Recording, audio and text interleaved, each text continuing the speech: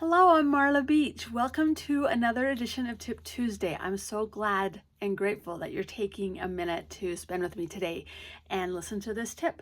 So my tip today is about how to raise your self-esteem. I have a couple of different viewpoints on this.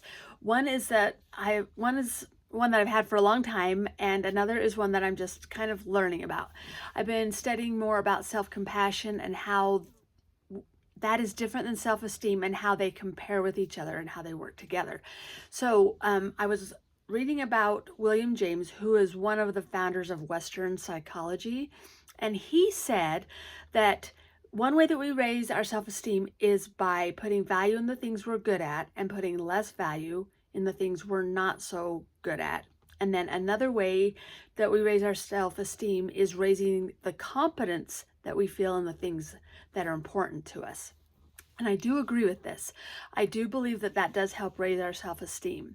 And I think that it's important that we figure out the things that are important to us and work on creating a deeper competence, as he puts it, in our abilities in that area. And that does help raise your self-esteem. And I'd like to add to that something that's not new if you've been listening to me for a while, is that I believe that self-esteem comes from making and keeping commitments that you've made to yourself. And so you can decide on things that are important to you and work on increasing your competence in that area.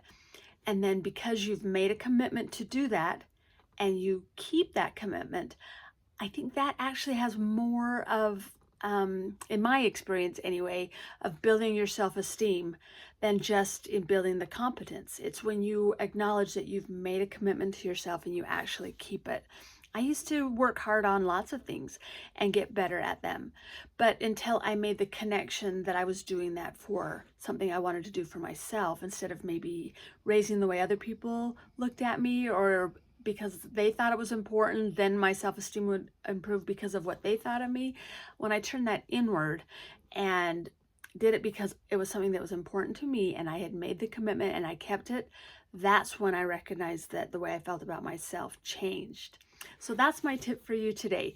I do talk about this more on my podcast that comes out tomorrow, where I compare self-esteem and self-compassion and which one actually has a bigger impact on the way that you feel about yourself and just an overall view. So I hope you'll join me for that too. So until next week, I hope you have a great day and a great week, and I'll talk to you again next Tuesday.